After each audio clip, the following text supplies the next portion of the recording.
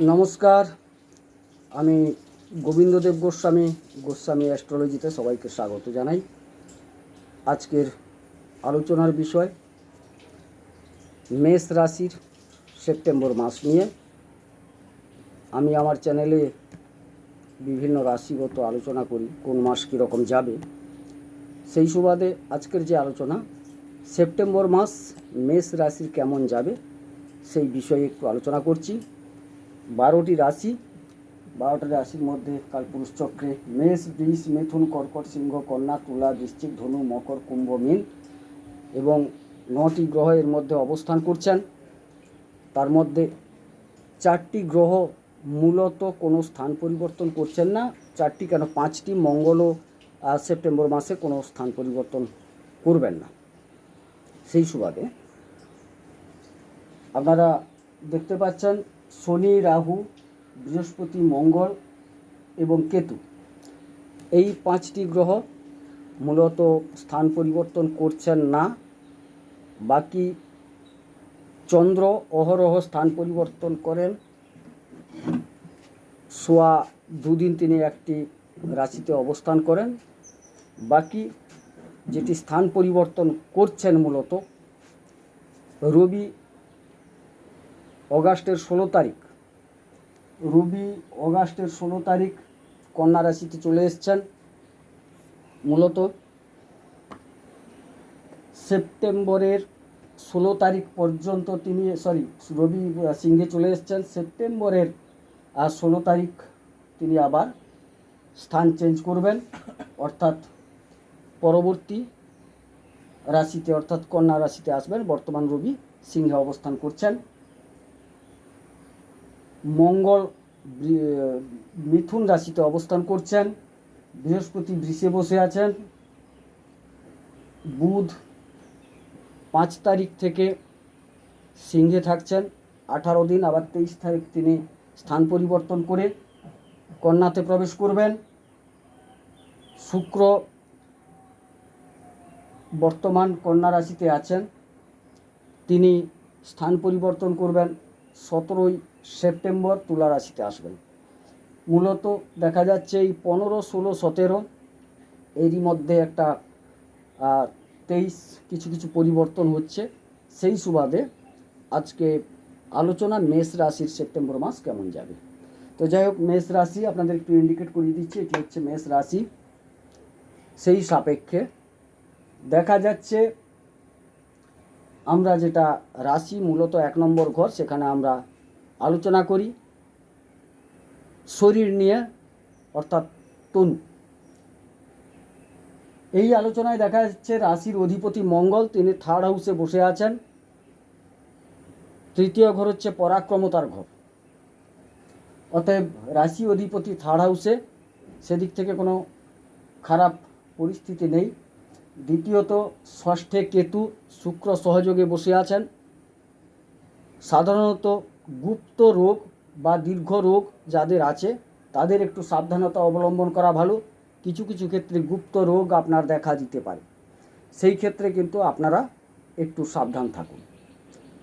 তার পরবর্তী ক্ষেত্রে দেখা যাচ্ছে শনির কোনো দৃষ্টি নেই, রাহুর একটা দ্বাদশ দৃষ্টি আসছে মেষ রাশির জাতকের উপর। রাহু দ্বাদশ দৃষ্টিতে মেষ রাশিকে একদম তার পূর্ণ দৃষ্টি দিয়ে রেখেছে এবং 8ম স্থলে, মেষ রাশি সাপেক্ষে 8ম স্থলে অর্থাৎ বৃশ্চিকে রাহু দৃষ্টি রেখেছে। এখান থেকে সিদ্ধান্তে এইটুকু পৌঁছানো যায়, গাড়ি ঘোড়া যানবাহন ইত্যাদি যদি চলাচলে আপনি অংশগ্রহণ করে থাকেন, সাবধানতা অবলম্বন করুন। কিঞ্চিত ক্ষেত্রে রক্তপাত যোগ বা অ্যাক্সিডেন্ট যোগ দেখা যায়, সেই ক্ষেত্র থেকে সাবধান হওয়া বাঞ্ছনীয়।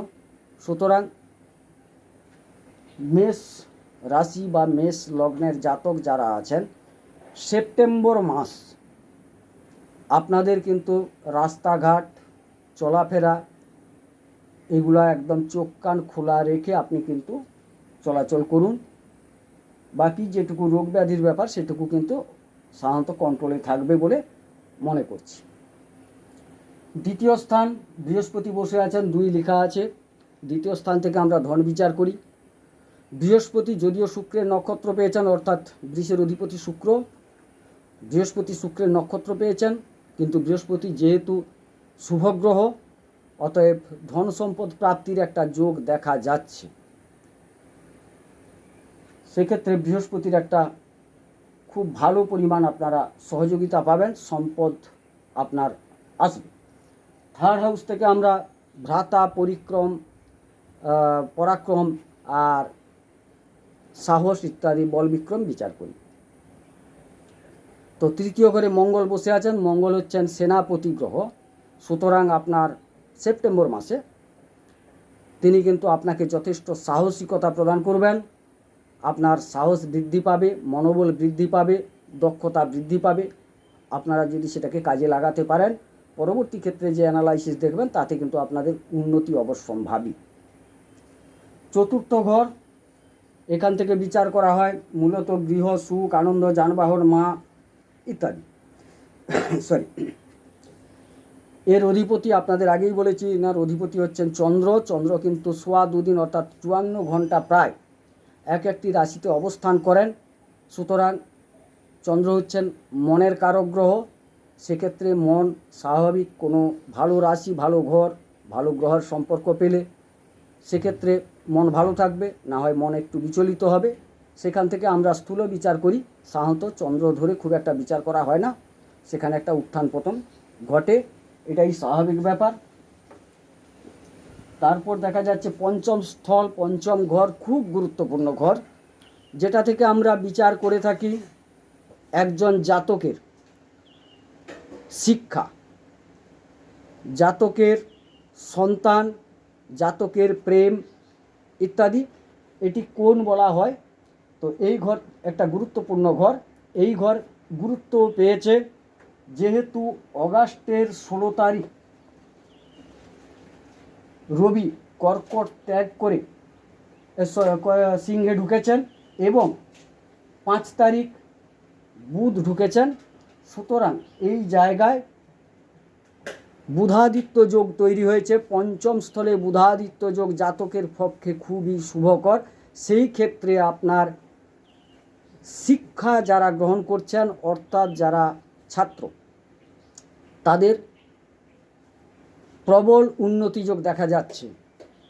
অতএব শিক্ষাক্ষেত্রে যারা আছেন তারা সচেষ্ট থাকলে পড়াশোনায় ডেভেলপ করবেন এবং কিছু কিছু ক্ষেত্রে কম্পিটিশনমূলক যে পরীক্ষা তাতে উন্নতির যোগ দেখা যাচ্ছে।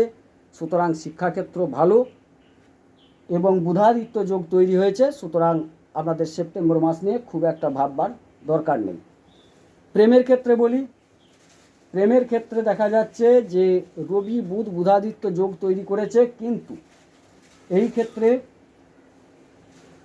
শনি বক্রী অবস্থায় থেকে কুম্ভ থেকে সরাসরি দৃষ্টিপাত করছেন। সুতরাং সাত্ত্বিক প্রেম সার্থকতা পাবে। যে প্রেমে লালসা থাকবে, বিভিন্ন রকম খারাপ কিছু পাওয়ার চিন্তা ভাবনা থাকবে, সেটা কিন্তু সার্থকতা পাবে না, সেক্ষেত্রে কিন্তু সমস্যা তৈরি হবে। সাত্ত্বিক প্রেমিক যারা, তারা কিন্তু প্রেমে সফলতা পাবেন। সন্তান ভাগ্য মোটামুটি ভালো, বুধাদিত্য যোগ চলবে, কারণ আবার 16 তারিখে রবি আসছেন কন্যাতে, আবার সেখান থেকে 23 তারিখে বুধ চলে আসছেন। আপাতত 16 তারিখ পর্যন্ত সন্তান নেওয়া বা সন্তানের শরীর স্বাস্থ্য ইত্যাদি বিষয়ে আপনাদের কিন্তু খুব একটা ভাববার দরকার নেই। তৎপরবর্তীকালে যখন কেতু শুক্র এখানে আছেন, শুক্র আবার সেপ্টেম্বরের 17 তারিখ কিন্তু স্থান পরিবর্তন করছেন, অর্থাৎ এখানে রবি প্রবেশ করবেন, ঠিক একদিন পরে শুক্র আবার বেরিয়ে চলে যাবেন কন্যা থেকে। বুধ 23 তারিখ প্রবেশ করছেন, সেখানে আবার কিঞ্চিত বুধাদিত্য যোগ তৈরি হবে, কিন্তু কেতু বসে আছে। সুতরাং রোগ ব্যাধি যেটুকু আগে আলোচনা করলাম, সেখানে বুধ যেহেতু এখানে পৌঁছাবেন, তখন বুধ তার উচ্চস্থলে পৌঁছালে রোগ ব্যাধি অবশ্যই নিরাময় হবে এবং রাহু থেকে যে সরাসরি দৃষ্টির ফলে যেটুকু কুফল হওয়ার সম্ভাবনা আগে বর্ণনা করেছিলাম তাকে প্রভাবিত করবে এই বুধাদিত্য যোগ। সুতরাং সামান্য কয়েকটা দিন আপনাদের সচেতন থাকা বাঞ্ছনীয়। পরবর্তী ক্ষেত্রে শুক্র সপ্তমে ঢুকছেন। সপ্তম স্থল থেকে বিচার করা হয় বিবাহ, ব্যবসা ইত্যাদি। সপ্তমে প্রবেশ করে শুক্র সরাসরি মেষ রাশির উপর সপ্তম দৃষ্টি দেবেন। সুতরাং শারীরিক দিকটি বাদ দিয়ে বাকি যদি দেখা যায়, শুক্র তার স্বগৃহে আছেন, সপ্তমে আছেন, কিন্তু মেষ রাশি সাপেক্ষে যেহেতু শুক্র দ্বিতীয় এবং সপ্তমের অধিপতি, তিনি মারক হিসেবে প্রতিপন্ন। সুতরাং সেই ক্ষেত্রে আপনাদের বলতে পারি শরীর স্বাস্থ্য থেকে নিয়ে সচেতন থাকা বাঞ্ছনীয়। তবে বিবাহ ক্ষেত্র ভালো যাবে, বিবাহের যোগাযোগ তৈরি করতে পারেন, বিবাহর সম্ভাবনা প্রবল, এটুকু বলা যায়। তৎপরবর্তীকালে আবার অষ্টমে যখন আসবেন 26 দিন পর, তখন অষ্টমে এলে তখন দেখা যাচ্ছে যে কিছু কিছু ক্ষেত্রে শুক্র আপনার অসুবিধার সৃষ্টি করবেন। যাই হোক, বর্তমান অষ্টমাধিপতি মঙ্গল তৃতীয় বসে আছেন। অষ্টমের উপর রাহুর একটি দৃষ্টি আছে। আগেই বর্ণনা করেছি যে একটু পথঘাট চলাচল ইত্যাদি সাবধানে করুন। কিছু কিছু আপনার মধ্যে পরিবর্তন দেখা যেতে পারে, কারণ অষ্টম স্থান থেকে বেশ কিছু পরিবর্তন হয়, সেটাকে আপনাদের ভেবে চলতে হবে। নবম স্থান ভাগ্যস্থান। ভাগ্যস্থানের অধিপতি বৃহস্পতি মেষ রাশি সাপেক্ষে ধনস্থানে বসে আছে। সুতরাং ভাগ্য অর্থ আহরণে সহযোগিতা করবে, এটা নিশ্চিত। সেপ্টেম্বর মাসে যেহেতু বৃহস্পতি কোনো স্থান পরিবর্তন করছেন না, অতএব মেষ রাশির মানুষজন বিপুল পরিমাণ ভাগ্যের সহায়তা পাবেন। সেই ক্ষেত্রে আপনারা আপনাদের কর্ম প্রচেষ্টাকে যথারীতি যথা নিয়মে পরিচালিত করুন। দশমাধিপতি শনি, অর্থাৎ মকর রাশির অধিপতি শনি, এবং তিনি কুম্ভের অধিপতি, তিনি কুম্ভে বসছেন, তার আনন্দময় গৃহ, তিনি বক্রী অবস্থায় আছেন। সুতরাং দশমের ফল দেবেন। শনি দশমের ফল দিলে কি হয়, কর্মক্ষেত্রে একটু আপনাদের দীর্ঘসূত্রিতা দেখা যায়। সাধারণত শনি হচ্ছেন একটু দীর্ঘসূত্রী গ্রহ, অর্থাৎ তিনি একটি রাশি অতিক্রম করতে তার প্রায় 2.5 বছর সময় লাগছে।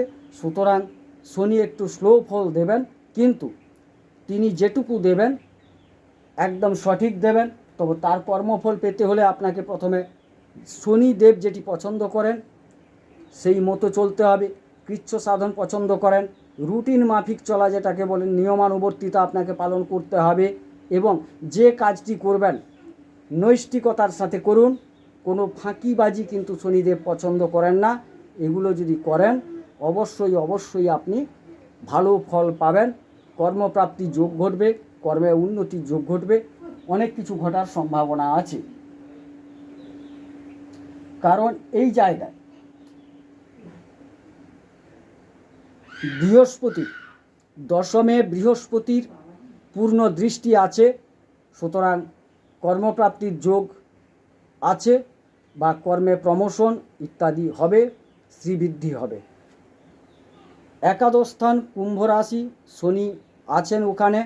সুতরাং দশমের মতো ফল দিচ্ছেন, কিন্তু একাদশী যেহেতু আছেন সেক্ষেত্রে উপার্জন হবে। শনি তার নিজস্ব চরিত্র অনুসারে উপার্জনটাকে খুব ধীরে ধীরে ধীরে ধীরে দেবেন, কিন্তু যেটি দেবেন সঠিক দেবেন। আর শনিদেবের যেসব কথাগুলো বললাম, নিয়মানুবর্তিতা, নিষ্ঠা, ত্যাগ, লেবার শ্রেণীর মানুষদের প্রতি একটু সহানুভূতি, এইসব যদি করে থাকেন সেক্ষেত্রে কোনো সমস্যা হওয়ার কথা নয়। দ্বাদশ স্থান রাহু বসে আছেন দ্বাদশ স্থানে। দ্বাদশ স্থান থেকে ব্যয়স্থল, ব্যয় বিচার করা হয়। সাধারণত রাহু বসে থাকলে ব্যয়াধিক্য দেখা যায়, অর্থাৎ রাহু একটু নেশা জাতীয় দ্রব্য, বিলাসবহুলতা, এইগুলোর প্রতি মানুষকে আসক্ত করেন। আমি আপনাদের বলবো এই সময়কালটি আপনাদের একটু সাবধানে থাকতে হবে, সচেতন থাকতে হবে এর সুফল পেতে হলে। এবং রাহু একটু বিদেশ যাত্রা করাতে পারে, তবে বিদেশ যাত্রা করলেও বা সুযোগ তৈরি হলেও যখন আপনারা বেরাবেন বাড়ি থেকে, আপনার প্রয়োজনীয় জিনিসগুলোকে অবশ্যই সঠিকভাবে গুছিয়ে নিন, না হলে মতিভ্রমতার কারণে কোনো জিনিস ছেড়ে যেতে পারেন, যার সুবাদে আপনি কিন্তু গন্তব্যস্থলে পৌঁছে বা রাস্তায় আপনি কিন্তু সমস্যার সম্মুখীন হবেন। সুতরাং ছোট্ট আকারে আমি আপনাদের সেপ্টেম্বর মাসের মেষ রাশির মেষ লগ্নের জাতকদের নিয়ে একটু বলার চেষ্টা করলাম।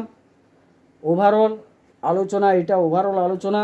আপনার জন্ম লগ্নে বা জন্মকুষ্ঠী বা জন্মকুণ্ডলিতে গ্রহদের অবস্থান কি আছে তার সাথে এগুলোকে মিলিয়ে একটা নিখুঁত বিশ্লেষণ করলে সঠিক ফল পাওয়া যাবে।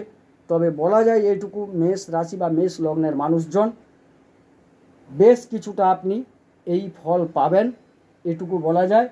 দ্বিতীয়ত বলে রাখি, আপনাদের একটু রাহুকে এবং শুক্রকে আপনারা এই মাসে একটু সন্তুষ্ট করুন, অনেক বেশি উপকৃত হবেন। ওনাদের সন্তুষ্ট করলে অনেকটা উপকৃত হবেন।